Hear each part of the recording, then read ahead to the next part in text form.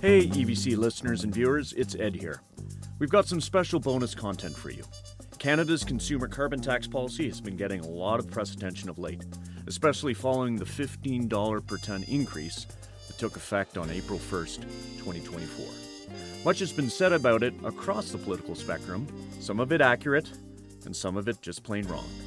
So we at EvC thought it worthwhile to try to cut through the noise and hype on this hot topic. And who better to help us to do that than Canadian economist Mark Jaccard. Mark has been a prof at Simon Fraser University since 1986, save for a couple of sabbaticals when he served as chair and CEO of the British Columbia Utilities Commission. He's actually on one of those sabbaticals right now.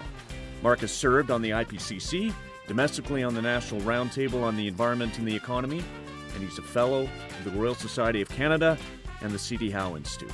His most recent book is The Citizen's Guide for Climate Success, published in 2021. David's away this month, so it's just Sara and me talking all things carbon tax with Mark Jaccard. Enjoy this special show. Mark Jaccard, welcome back to Energy versus Climate. Happy to be here. Well, let's start off. This is like an Ask Mark Anything session to do with carbon pricing with a particular focus on the consumer carbon tax. But let's start at the broadest level. Are carbon taxes really essential? And the follow-up to that would be, how much impact does carbon pricing truly have on emission reductions, to the degree that we know when we're still relatively early in this grand experiment with carbon pricing in Canada? I mean, I have to say that, and this is almost blasphemy as an energy economist, but actually carbon taxes are not essential. And in fact, even carbon pricing is not essential, which would be including cap and trade along with carbon pricing. Or maybe I should say explicit carbon pricing is not essential, because if you put in certain kinds of regulations that allow trading among people to achieve the regulatory targets, then you can actually work out an implicit carbon price. But I'm probably overcomplicating, and I think the point I just want to make is you can get there. You can get down to zero greenhouse gas emissions in an economy by using carbon pricing alone, by using a combination carbon pricing with regulations and maybe subsidies, and by using regulations alone or regulations alone with subsidies. So to me, the carbon price is not essential. Well, that's good to know. We'll want to probe that. Sara? Yeah, I mean, maybe I'll throw in my 2 cents on that, since I'm not an economist, although people sometimes say that I play one on TV. I agree with what you're saying, with the big caveat, though, of sort of the time element, right? And like, once we've gone down this road of carbon pricing in Canada, I think there is some question of like, okay, so is it necessary? Could we have designed a climate plan in Canada 5-10 years ago that didn't have carbon pricing and, achieved emission reductions? So I don't think there's any reason the answer to that is no. Do we have time to now roll back carbon pricing as we have it and replace it with those regulations, given, the relatively short runway we have left to meet our targets? I guess there I have bigger question marks about that, right? In terms of how long that would actually take, and which you do first. So, but I'm curious your thoughts on that too. There's been much talk about how carbon pricing has been the key thrust now of the Canadian federal government, and therefore sort of through the Canadian Confederation since about 2000. A government arriving 2015, finally getting this in 2017, 18, and it becoming official and so on in 2019. But at the same time, before, like 20 years before, we were doing regulations. And so those regulations on vehicles and fuels and how you generate electricity, those have all been there. And they've also been reducing greenhouse gas emissions. And that's just at the federal level. And then, of course, at the provincial level, all sorts of stuff. Ontario saying we're going to close down all our coal plants. And they didn't use carbon pricing to do that. So I guess my point is, I'm always going to want to look at what were the other regulations we had. And I'll just give you one extreme here. When the Rachel Notley government put out its climate policy plan in whatever that was, maybe 2015. In 2015, my group somehow she got talked into a carbon tax. I would have never suggested that in that jurisdiction at that time. It was a baby carbon tax. And then she had also various things like putting a cap on oil and gas emissions and so on, but also other policies that she called her climate plan. And so my group modeled that. And we found that of the reductions that would be caused, the moving from business as usual down, that would be caused by her policies, that the carbon price was less than 5%. So it was in the uncertainty bounds of the effect of any policy. The other things were doing it all. And so I just think, oh my goodness, would we say that she was on a carbon pricing path? Because she wasn't, in my view. And so, but of course, this did a good job, I think, of ensuring that she wouldn't get reelected. Notley, actually, on the carbon tax, when she first had an idea, she won a surprise victory in May 2015, that she said, okay, well, the one thing that we want to do that wasn't in our platform is a carbon tax. And she actually looked at the model, the Gordon Campbell, Christy Clark, like the BC Liberal Party model, because this is pre-John Horgan, and said, okay, well, we're going to do that. And folks like us, including Andrew Leach, convinced her to do that and a whole lot more. We stuffed a lot into that climate leadership plan. But people often compare and contrast Canada and the U.S. And they'll say, look at what the U.S. is doing. It doesn't have a carbon tax, and the Congress knows it's going to spend its way to its emissions reductions target, including through IRA. But then, and this is a question to you, you have low carbon fuel standards in 3 states that I'm aware of, in Washington, Oregon, and California. So those, correct me if I'm wrong, are those not a form of carbon pricing, and therefore it's obviously a hybrid approach in the United States? So the low carbon fuel standard, I call a flex regulation, and we can get into that in a minute. I would call that an implicit carbon price, not an explicit carbon price. And yes, the United States, well, I would argue it doesn't have a lot of carbon pricing at all. I think you'd agree with me on that, but we can debate that. It's got a lot of regulations, though. So when people say, oh, the Inflation Reduction Act, which has a lot of subsidies, is the thing that's going to flip the U.S. economy, as a modeler, I'm pretty nervous about some of the modeling that says just how much is going to reduce, how much emissions are going to fall in the United States because of all those subsidies. I think it's a great industrial policy, and I think it will have a significant effect on emissions. But the Americans you have all these states with renewable portfolio standards in the electricity sector. The federal government in the United States has always had like these efficiency, which are also efficiency and greenhouse gas regulations in transportation, light duty vehicles, but right up the line. Then you've got states, as you said, Ed, who are, states doing renewable portfolio standards. Feds have had, the federal government of the United States has had regulations more to do with acid emissions, but some efforts there regulatory. And then you've got states that are doing, I think it's more than 3 with the low carbon fuel standard, but anyway, whatever. And then the ZEV mandate, and so on and so forth. So it's a mishmash in most jurisdictions of regulation, explicit pricing, and implicit pricing. So you've started to answer it a little bit, I think, already, but you mentioned flexible regulations or flex regs before. Can you say a little bit more about, specific examples and also how they compare in terms of cost to the carbon tax?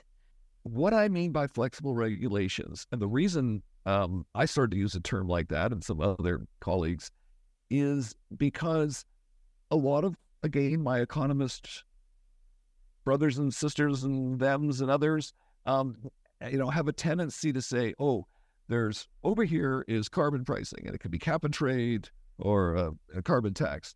And then over here is regulations. And they're all just this one amorphous thing. And regulations are inefficient, and that economists have shown that over and over and over again. And I think that literature is indisputable. And it's literature related to regulations that are very prescriptive, regulations that are picking this technology and that technology. You have to have an efficiency of a device of this amount. So these are, traditionally called command and control or prescriptive regulations. Well, that approach to reducing acid emissions, local air pollution, and other kinds of pollutants tends to be more expensive then if you can use a pricing instrument, there's a regulation you have to hit 30% sales of zero-emission vehicles. Tesla hits 100%. It's got 70% extra credits that it can sell to someone else. So there's trading going on. That would be one attribute, a key attribute of a flexible regulation. It's not the same regulation applied to each entity. Then another thing is it can have flexibility within itself. So it doesn't say you have to have an electric car. It says it has to be a zero-emission car. So maybe it's hydrogen, maybe it's electricity. And then there are ways to do it, banking and borrowing and timelines. And I won't go into all of that, but that's the main point, is that it's a regulation that has a certain amount of flexibility to it.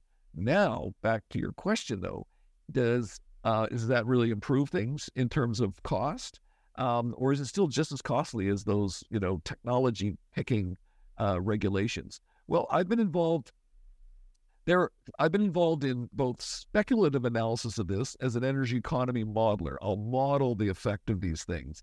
And then there's also hindsight analysis of these kinds of policies.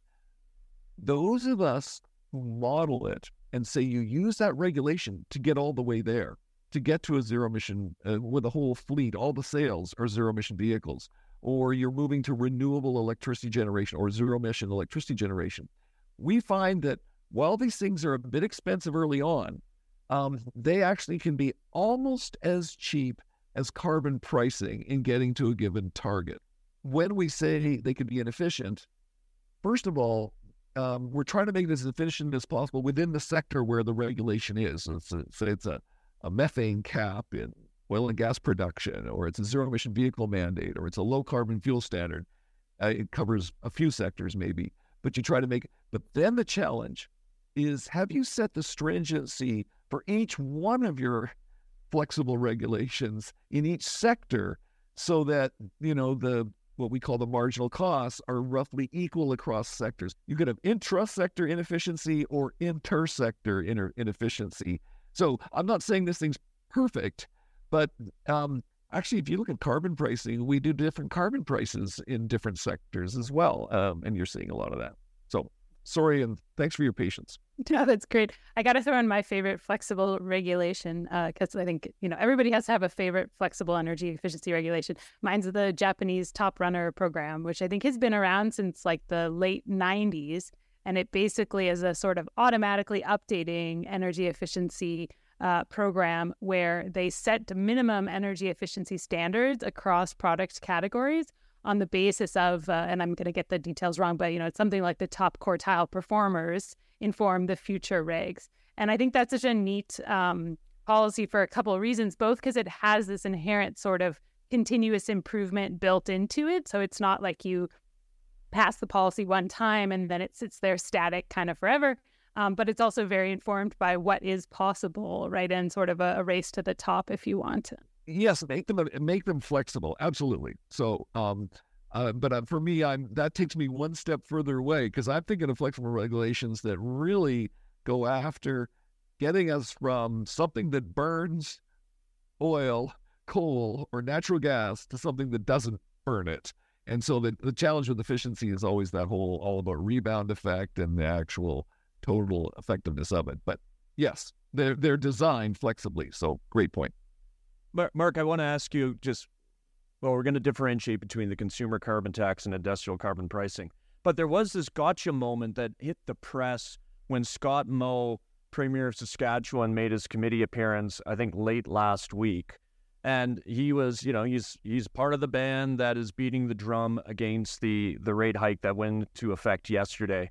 And of course, he's gone as far as telling his finance minister to stop collecting revenue, and at the, potential peril of going to jail. And his finance minister is funnily quipped saying, yeah, send me to carbon tax jail. But Scott Moe, the gotcha moment was, he said, we have modeled other approaches that our government could take, and they all turned out to be costlier than the carbon tax. And that's so, as someone who's been looking at it, I've had that drummed into me by economists, by the Eco-Fiscal Commission, by the Chris Reagans of the world, that this is the lowest cost instrument. But you're saying that is not necessarily the case. Well, I have a great story there. So don't send this to Chris Reagan or let him look at it. But um, yeah. Just hold your ears for a little bit, and then we'll wave, Chris, and you can listen again. In sort of the last days of the Eco-Fiscal Commission, they had put stuff on their website that said carbon taxes are essential, and I really pushed back on them. I was like, come on, they're not essential. You got to tell the truth in this world. And so they finally removed some of that, and their executive director, who I have a lot of time for, Dale Bugen, former grad student of mine, we're very close. So we were having lots of fun fights. And finally, they came to Vancouver and they said, Mark, okay, there was something went, oh, I know Doug Ford got elected. And so I'm tearing up carbon pricing, and he got Ontario out of the so-called Western Climate Initiative, which is just the Quebec-California cap and trade system. And they said, we're getting a lot of pushback on carbon pricing, so let's do some modeling for the last stage of the Eco-Fiscal Commission. So they hired Navius again, my former students, Jonathan Peters and the team, and I said, well, why don't you do a Jaccard run? And so the Jaccard run will be, we're going to use, in each key sector, we're going to have a flexible regulation, and then we'll compare that to the carbon tax runs. And I still have all that saved. And Dale said to me, when I sent it to him like a year or two ago, he said, you still saved that. We thought we got rid of everything.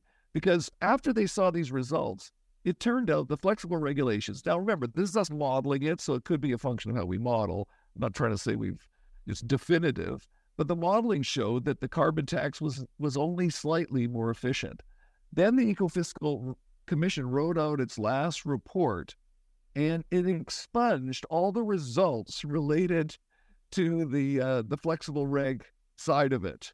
And so Jotham and I have been planning to publish an academic paper, something, not pointing fingers at anyone, but just showing the results. And I said to Dale Bugen, I said, why didn't Eco-Fiscal put in all the results from all the modeling he did? And he said, we couldn't get it past our board or something like that. I don't know. So it's a classic case of, if you don't really want to hear something, then you'll find a way not to hear it.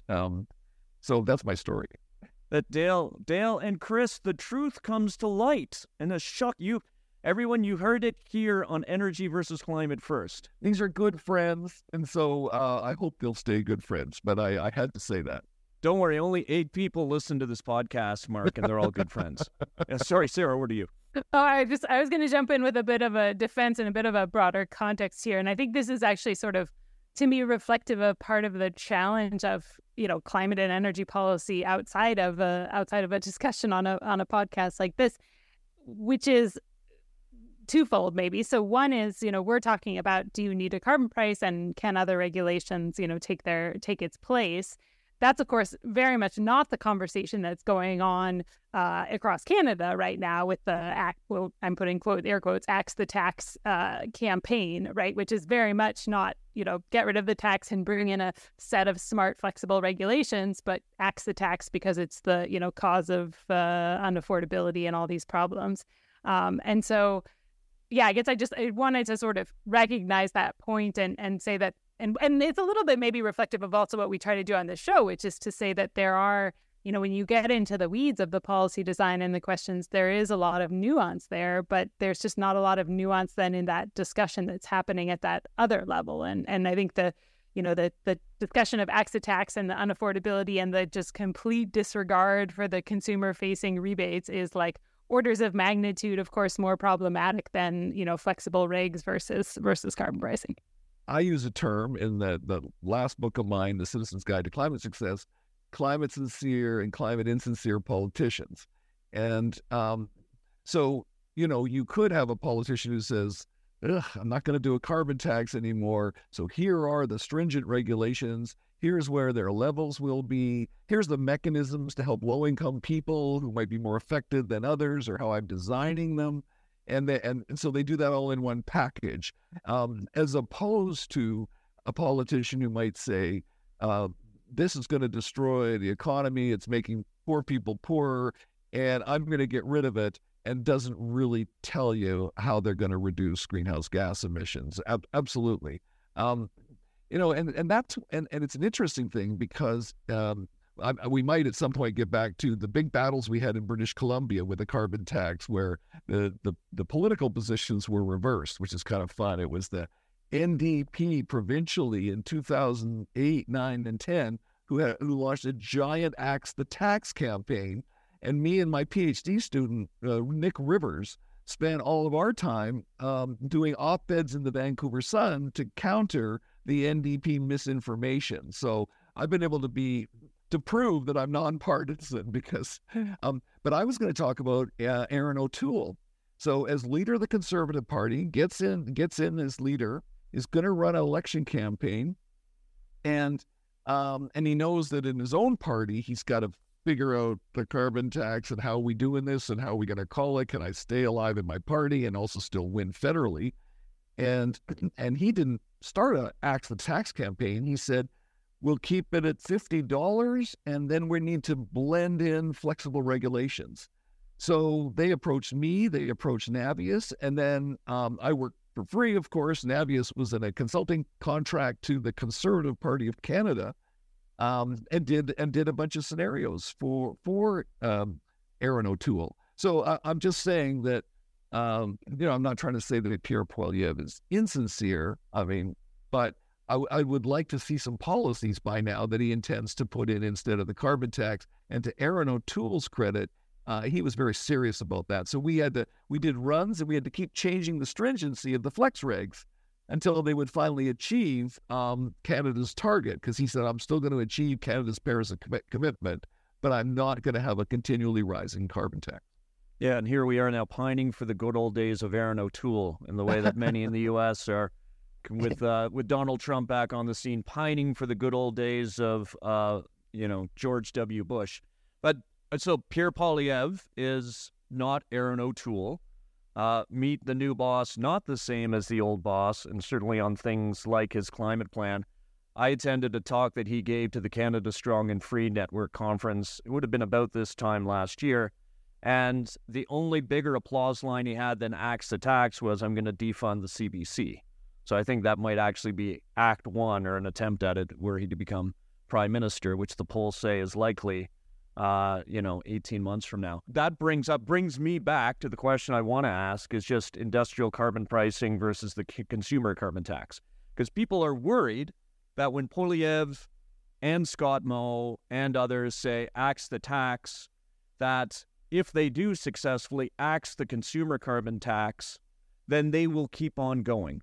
And the assumption in some circles is that the consumer carbon tax is a nice to have in an overall approach to reducing emissions. And you talked about some of the other approaches that a government or a politician could take.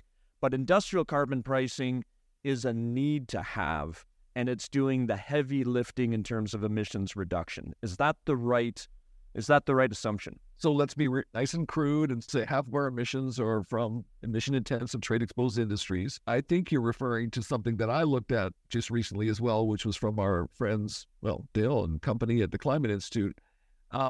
And so I think that would have been a scenario in which they ran the carbon price backstop in the output-based pricing system to continue on up to $170, and then said, and while they did the same on the residential side and said, look at this output-based pricing system policy is going to get this, 50% or 60% of our reductions.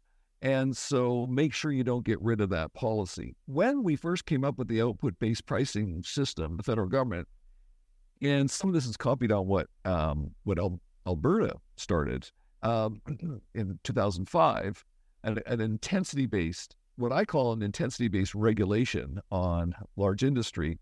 When the federal government did that, I called it a flex reg with a penalty at a carbon price or whatever. If we want to call it now an output-based pricing system, it's really a bunch of carbon intensity regulations on individual sectors, and like tons of CO2 per ton of steel or whatever per barrel of oil. What really matters is if those carbon intensities keep getting more intense over time, so the stringency improves. Otherwise, then you might say, oh, great, we kept the output-based pricing system and it has the rising carbon price as what's still incentivizing any kind of reductions, because if you do those reductions, you can sell credits to some other industry.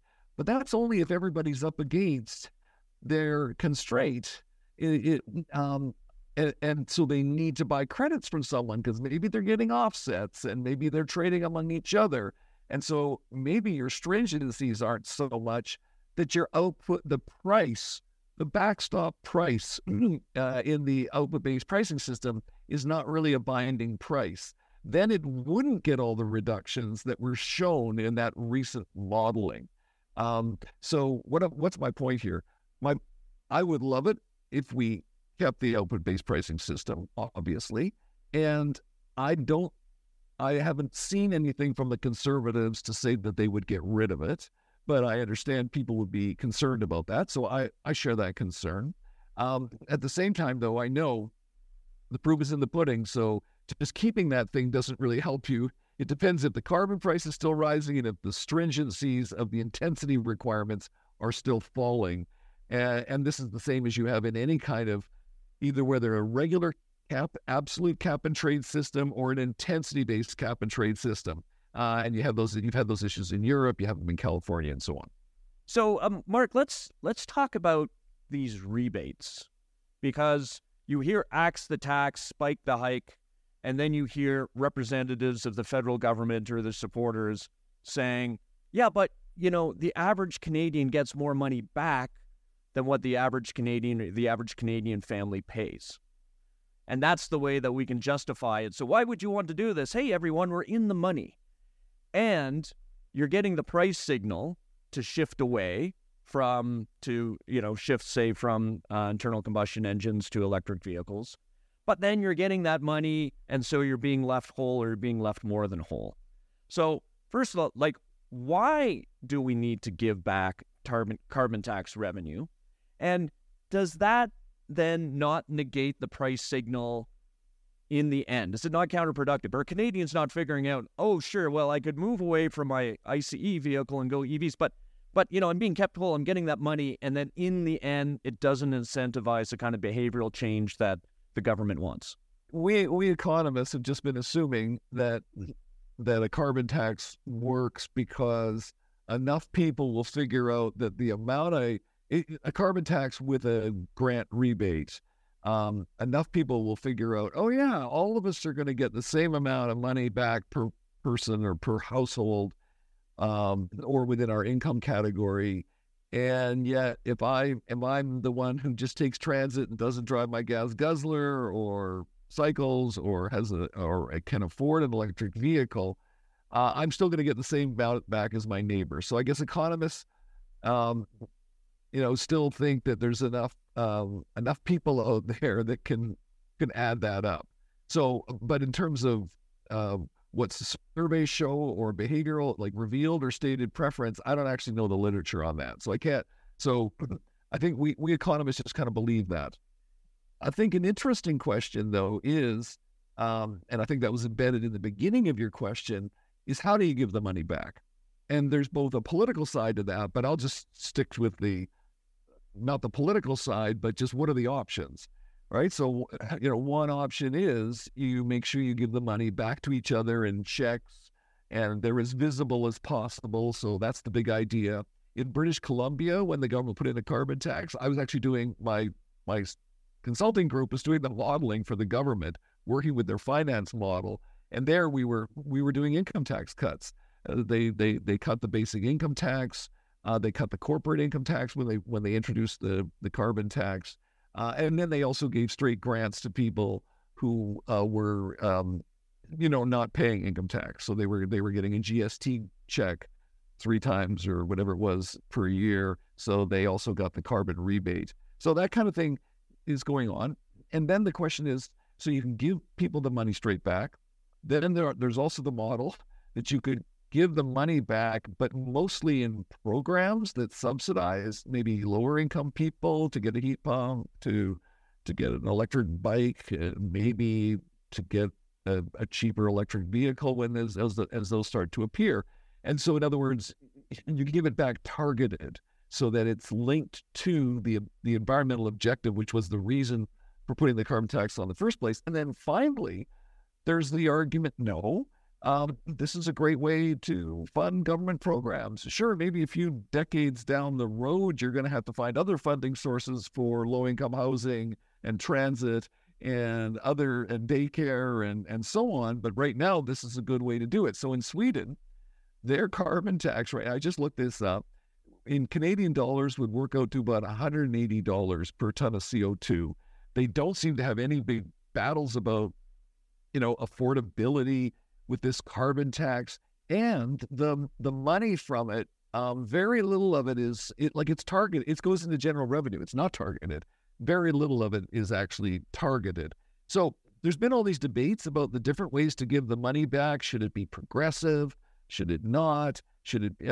And what I think is challenging is that over my career, I've heard so many times where people said, "Oh, they're doing the wrong thing with the carbon tax revenue. If they did my idea, it would be politically acceptable."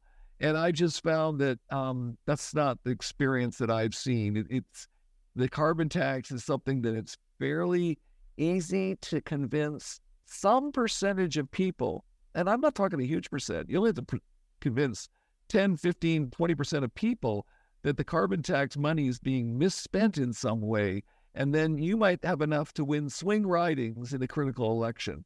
So it's not like you have to get every Canadian to believe that the carbon price is being used in a nefarious way.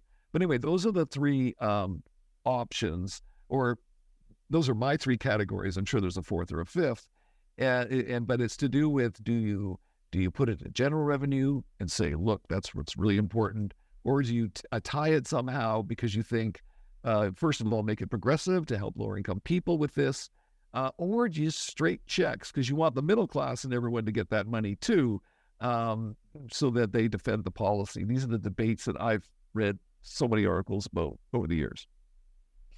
Well, and you sit in BC where the carbon tax there has survived multiple provincial elections. And as you say, a right of center government introduced it and fought to preserve it against a left of center party in an election. But I want to go, so you mentioned Sweden and sort of the price of $180 a ton, because now, as of April 1st, we've gone from $65 a ton to $80 a ton. And you've got even progressive politicians, not every, but even progressive politicians, they're stampeding for the consumer carbon tax exit, disavowing themselves, distancing themselves, we're listening to Canadians, et cetera, et cetera. And, it still seems to me it's a bit unclear as to whether it's incentivizing that behavioral change, but we see it as an important revenue generating tool. But that's at 50 or 65 or 80. I would think, and this is the problem, we're heading for the exits before we get to 170, where I would think in jurisdictions that have that level of carbon price, like Sweden, I assume it'd be unequivocal that it really is changing behavior. But we're pulling the chute before we even get anywhere close to that in Canada.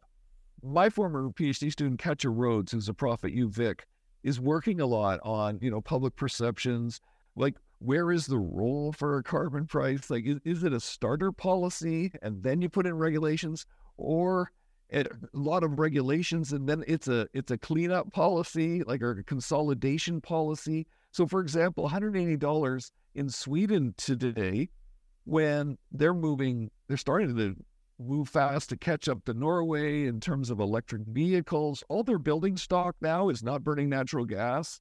So, in other words, the carbon tax, you can get the carbon tax pretty high if you've gotten to the point where it's a small percentage of the population who are still affected by it. In other words, all their neighbors and family and friends have all figured out, we just don't need to pollute anymore. Then you could probably skyrocket the carbon tax. But is it the driver for that transition that you need as you sort of go up the S curve with different critical transition technologies?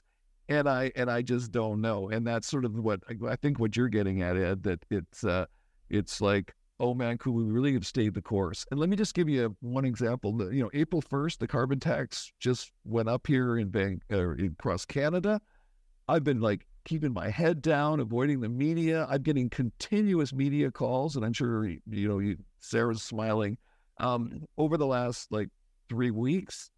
And that reminded me, it kind of gave me a cold chill of British Columbia, 2008, 9, 10, 11, and 12. And I think we increased the carbon tax every time on July 1st. And I was just inundated with media.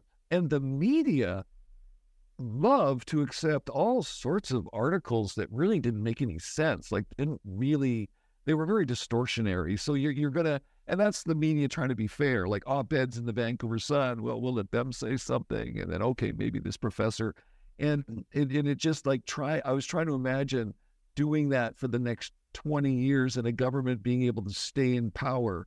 Even all through economic cycles, like we had the 2010 recession, and the Liberals won that election in 2009 or 8 in British Columbia, and I wrote an op-ed that said they won it because of the global recession, because they were going way down in the polls as it was heading towards that election, and then they were kind of saved by a global recession.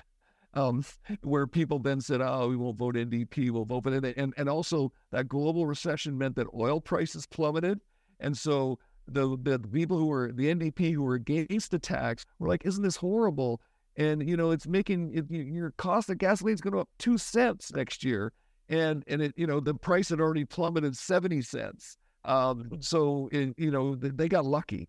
And, maybe the Liberals will get lucky next year and the price of gasoline will plummet 25 cents or something. I don't know. It reminds me of the strangeness that it is to watch politics in Alberta, as, I'm watching this start to play out in the U.S., the discussions of how the price of gasoline is, of course, going to impact the presidential election that happens there later this year. And, Alberta must be one of the few places in the world where it's the reverse, right? That when oil prices are low, things go badly for the government. But I think it's a good reminder of the reality of politics and sort of the correlation, not causation, of how politicians get rewarded or punished for what happens while they're in office, whether or not their policies had anything to do with it directly. And I mean, I think you've sort of started already speaking to the next question that I wanted to ask, which is about integrating political acceptability into thinking about climate policy. And it sounds like, I feel like I've been getting more media requests than in previous years, but maybe I've just blocked them out partially from last year's request. And certainly the idea that you have a climate policy that, every year there's a whole news cycle, or it feels like there's been 2 news cycles worth of discussion about price increases, that certainly does seem challenging. I think there is a certain element to it feels a little bit to me like the affordability challenges that people are facing, which are very real, of course, with inflation and with housing prices, and of course, in a big way with the inflationary pressures of the cost of energy, which kind of is the opposite. If we actually were reducing our emissions, we would probably be better off there. But that seems to be maybe driving even more of this push for X the tax, and that if you can, as I think politicians have been successful of sort of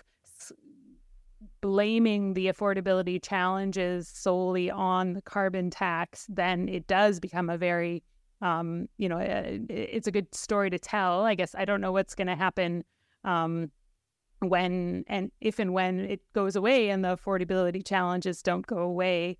How is that going to be explained?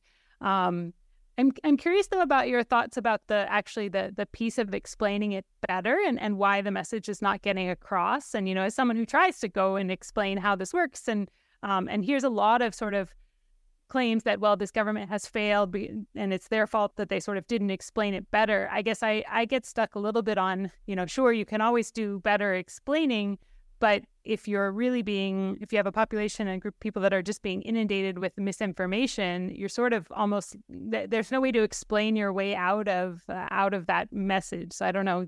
Yeah, curious to your take on that. It's funny, I should have published way more in this area, but I published a lot more modeling. But I guess Katja Rhodes, I'll say her name again. She's a prof at UVic, and when she did her PhD with me, and with John Axon, who is very good at doing these large surveys, and we sort of looked at it and said, well, as social scientists, we love natural experiments, like when something's happened and there's a bit of a control and what happened in British Columbia was really interesting is that in 2007 to 2009, our provincial government implemented the carbon price, a rising carbon price. It also did a clean electricity regulation, which I happened to design for it, and got implemented in January 2007, which forced BC Hydro to cancel contracts with 2 coal plants that were going to be built, to abandon its natural gas plant it was going to do on Vancouver Island.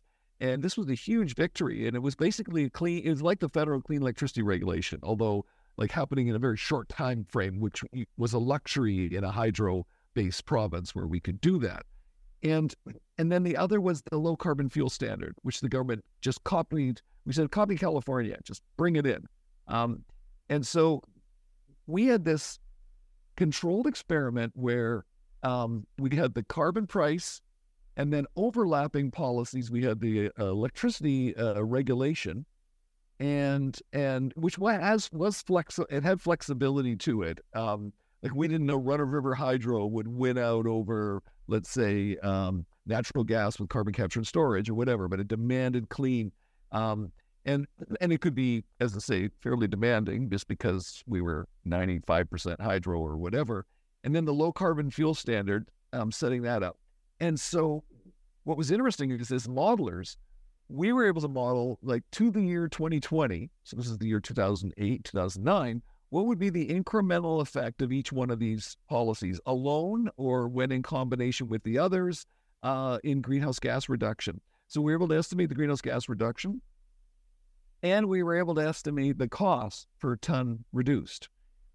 And so, of course, the electricity regulation kind of, you could have been building all these natural gas plants without carbon capture and storage, or coal plants for that matter. BC has a lot of coal. And so we estimated that the electricity regulation was about $150 per ton of CO2 reduced. Meanwhile, you're putting in a carbon tax that starts at like $12 a ton or whatever it was. And then the low carbon fuel standard came in at about $100, like our estimate of its cost. So we had this fantastic 3 policies. We could estimate their amount of reduction, their cost, and then we surveyed like 1,000 British Columbians and first asked them their knowledge about policies. Then we actually picked 15 policies. We made up a bunch of them and tried to see if they could identify these 3. And then we said, tell us which policy you prefer. So nobody liked the carbon tax. Actually, the carbon tax had about 40% like or sort of like. But the not like, and then the really don't like was way bigger than you could, like it was probably 30% or something, and a smaller group. And then we told them about costs, and the positions didn't really change. So the fact that the carbon price was actually an economic, it would save them money, and we explained all of this, it didn't move people. They didn't budge off of this. So in other words, there was a significant number that didn't like the word tax and had bought into that. And so we published papers on this, which are really kind of fun. And we even designed this thing that we called it, there's the greenhouse, there's dollars per CO2 reduced. And then we had a political cost per ton of CO2 reduced. Like we created our own little metric for fun based on that. So that's a long story, but it's telling you that even in a controlled experiment, even when people are better informed and sort of trying to be neutral in answering this, you couldn't get past that word tax. And there's a book out there that I'd read about that time by an author named Brian Kaplan. And he had written, and I've forgotten the name of the book. It's something about rational something. And it was this giant survey of U.S. Individuals, and then of people who were economists, to try to say, why does the average person in the public disagree with some things that seem obvious to economists? And one was on taxes. Like, they don't believe that tax changes can make things more efficient in your economy. Huge like significant percentage that don't buy into that. Another was on trade. The economists believe there's gains in trade. So trade deals are important. And how many people believe a significant proportion don't agree with economists on that? They're like, no. Trade, somebody wins and somebody loses when you have trade. And there was one more like that. So, sorry, that's a long story, but I think it's an important one in terms of understanding just human psychology and how that plays out in politics. I think you need that level of sophistication if you're really serious about doing what's really difficult, which is greenhouse gas reduction policy.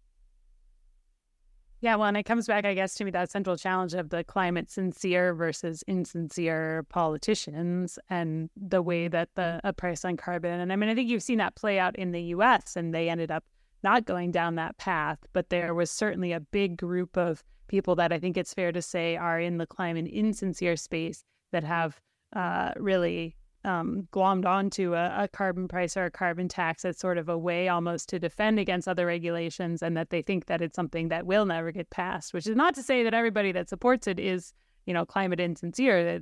Far from it. There's many people who are climate sincere who want to see a price on carbon be the way that that's pursued. But it is tricky when you have those two groups both supporting the same policy.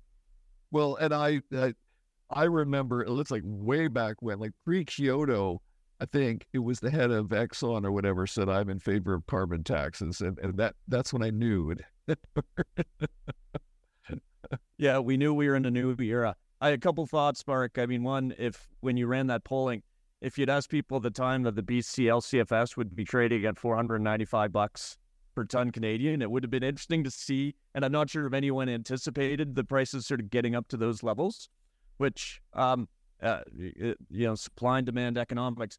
The other one I do want to say is you'd reference Brian Kaplan's The Myth of the Rational Voter. And yes. And unfortunately, we assume that a voter is rational and a voter will not vote against her or his interests. And that, unfortunately, has been proven time and time again to not be the case. I wonder, and just to bring our conversation to a close, as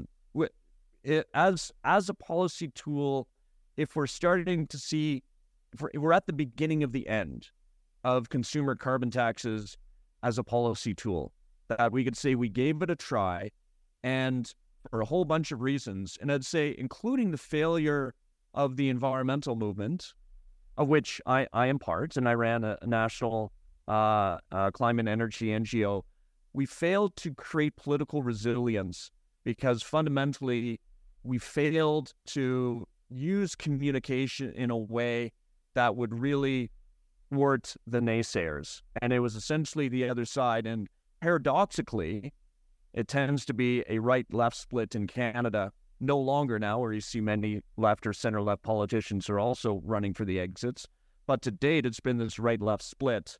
And usually the right would be saying, we like market mechanisms, and this is a good old-fashioned market mechanism, let the consumer decide.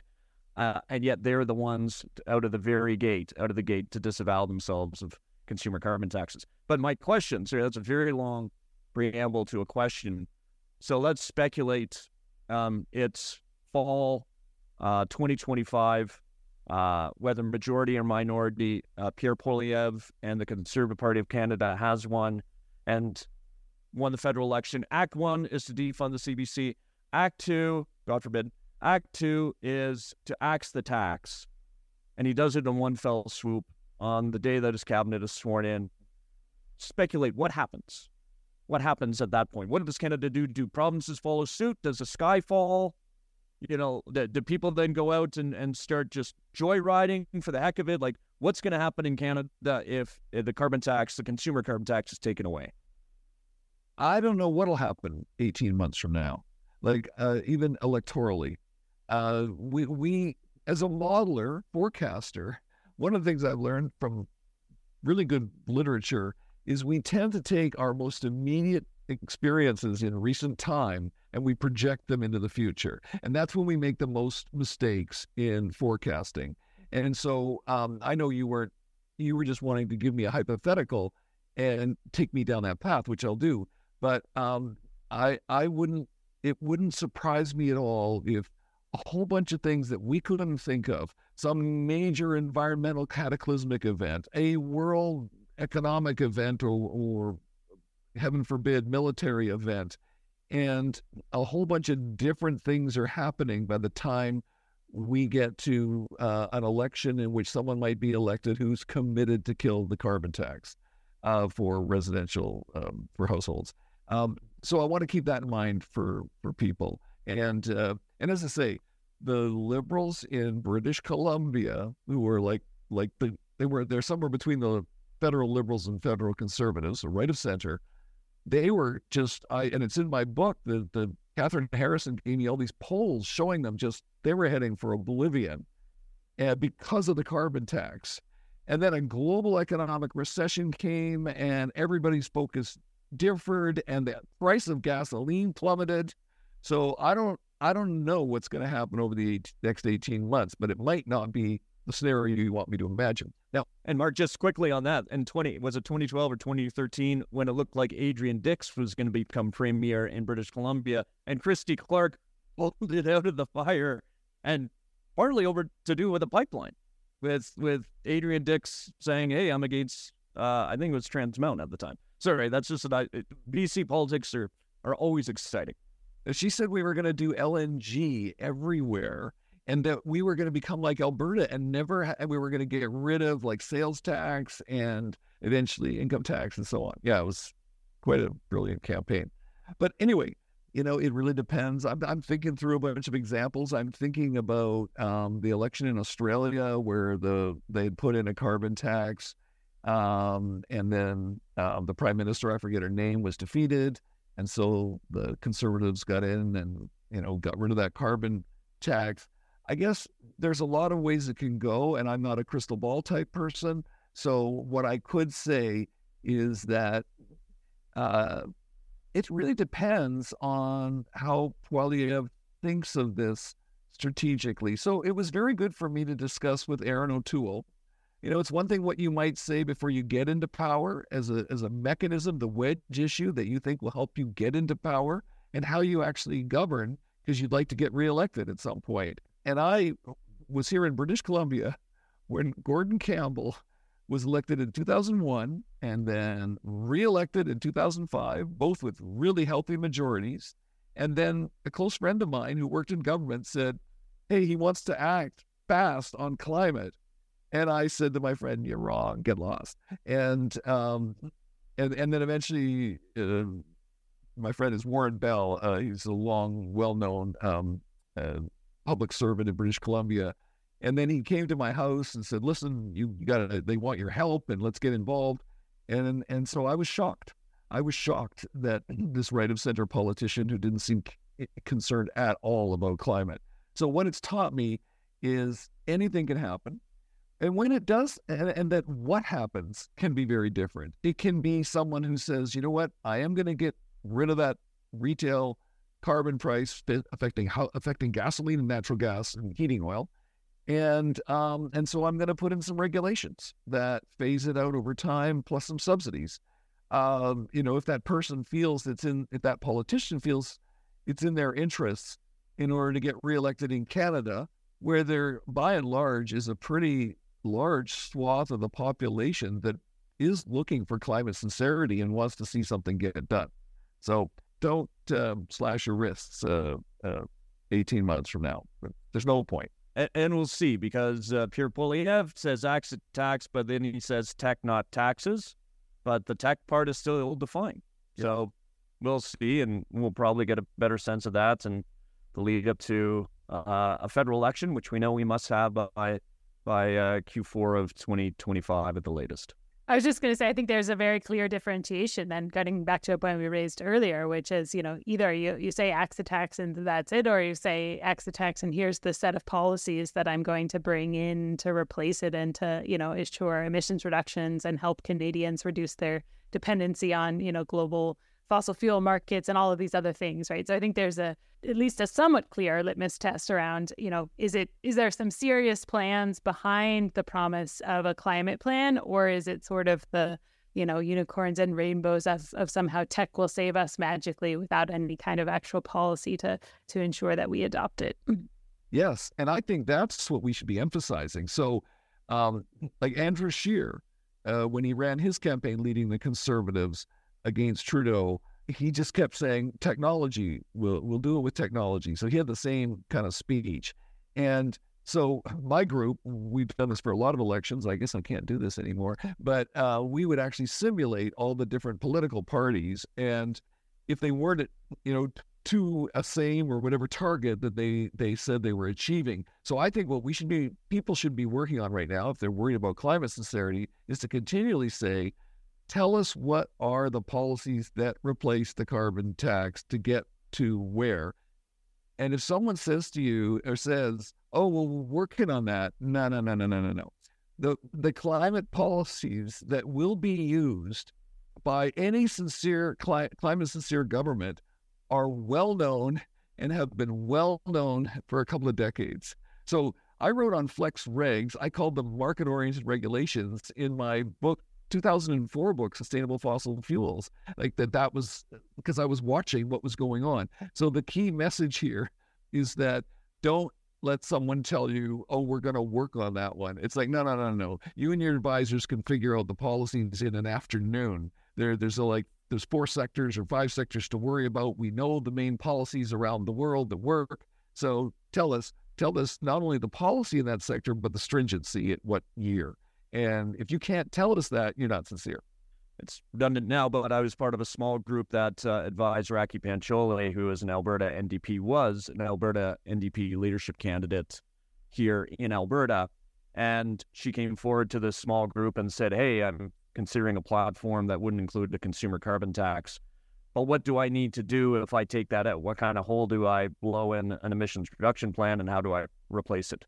And I thought it was very receptive, very thoughtful. So yes, the type of politician say, hey, I might not like this instrument, but tell me the other instruments that I should be considering, and how do we put that together in a cohesive plan?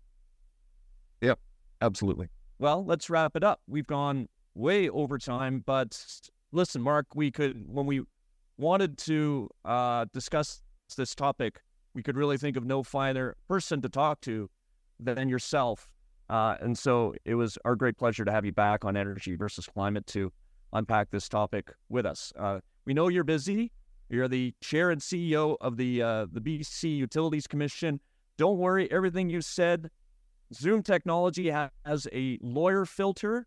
We're going to run this whole audio, and anything that might get you in hot water will be, through the magic of AI, automatically deleted. But we know how busy you are, and it's on the cusp of a well-earned vacation for you too. Thanks so much for your time. Yeah, thanks for having me. I loved it. I would love to come back again sometime whenever you've got a topic you think I could work on with you. Thanks a lot, you guys. Great. We'll hold you to that. Thanks. Thanks a lot. Thanks for listening to Energy versus Climate. The show is created by David Keith, Sarah Hastings-Simon, and me, Ed Whittingham, and produced by Emmett Tandon, with help from Crystal Hickey, Serena Gibson, and Talia Grunauer. Our title and show music is The Wind-Up by Brian Lips. This season of Energy versus Climate is produced with support from the University of Calgary's Office of the Vice President Research and the university's Global Research Initiative. Further support comes from the Trache Family Foundation, the North Family Foundation, and our generous listeners. Sign up for updates and exclusive webinar access at energyversusclimate.com, and review and rate us on your favorite podcast platform. This helps new listeners to find the show. We'll see you back here again soon.